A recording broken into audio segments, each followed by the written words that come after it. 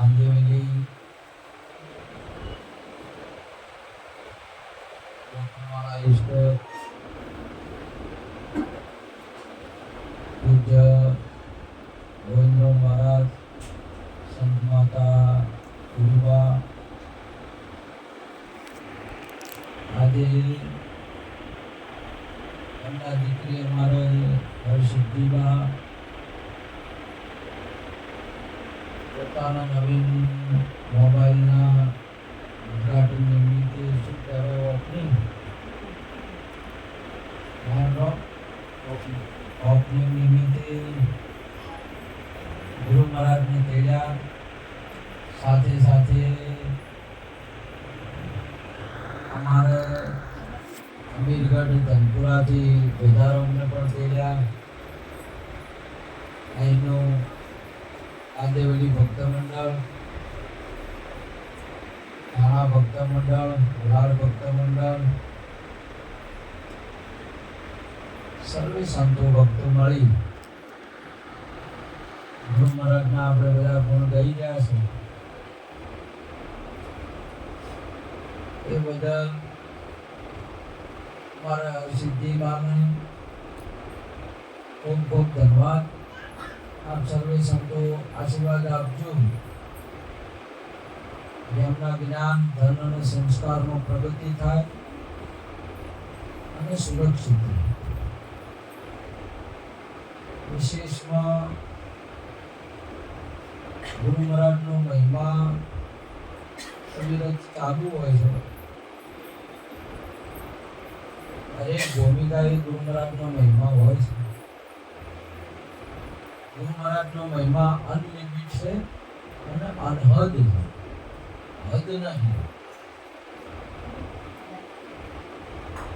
ભલે ભાષાઓ પોતપોતાની ગમે તે હોય, કોઈ ગુજરાતીમાં વાત થતી હોય, કોઈ મરાઠીમાં હોય, કોઈ અંગ્રેજીમાં હોય,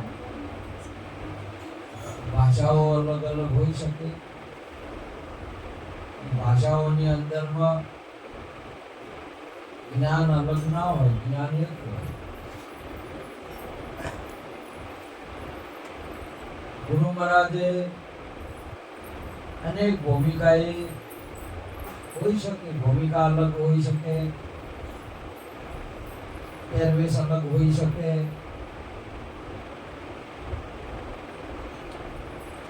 ધામ અલગ હોઈ શકે, પરંતુ ગુરુ મહારાજનું જ્ઞાન અલગ ન હોય. બધે ગુરુ મહારાજનું જ્ઞાન એક જ છે. જેવી રીતે કાંદિવલીની સ્કૂલ હોય, વલાડમાં સ્કૂલ હોય,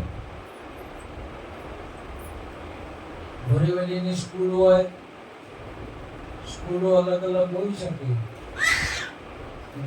તમામ સ્કૂલોની અંદરમાં શિક્ષણ એક છે, શિક્ષણ અલગ ના હોય. પછી ભલે કોઈ એકડો લોબો કરે, કોઈ એકડો વાંકો કાઢે, કોઈ ઘણો એક તો એક છે.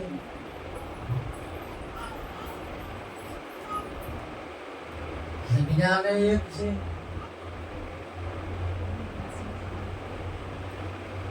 અને આત્મા એક.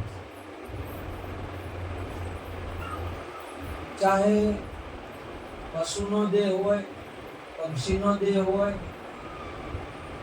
માણસનો હોય, એ ચાહે કોઈ પણ પદાર્થ જળ ચેતન હોય, એ તમામની અંદરમાં આત્મા એક.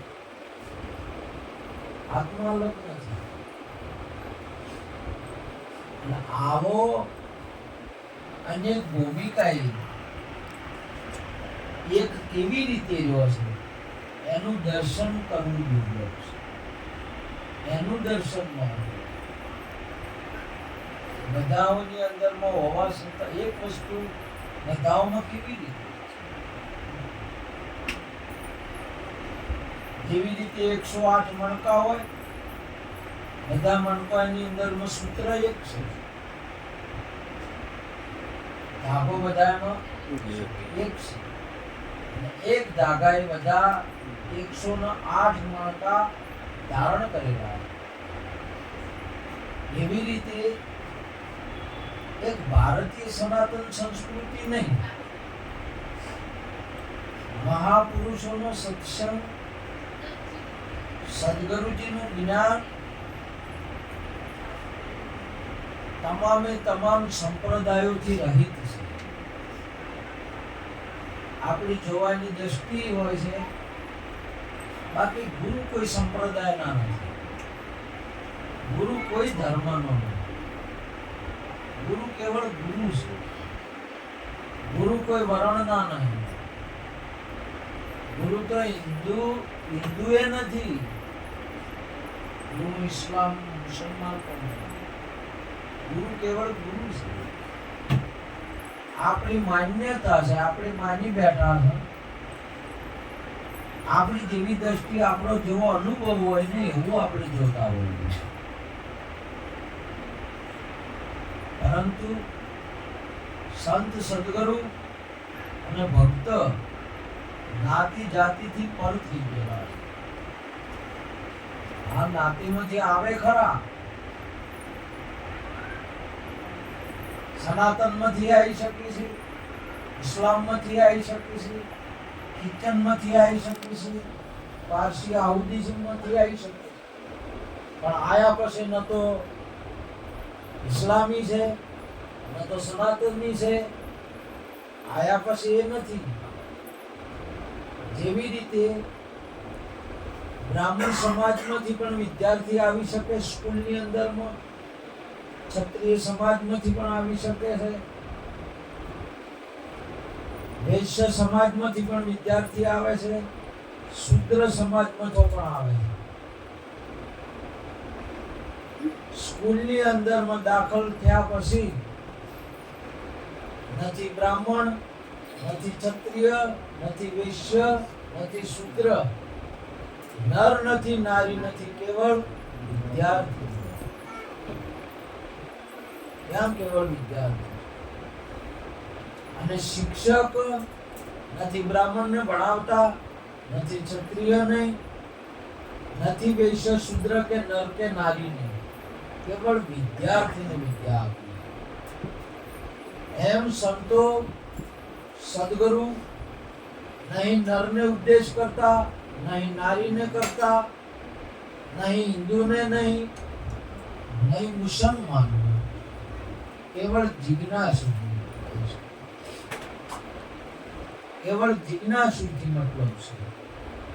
કોઈ જાતિવાદીથી નહીં,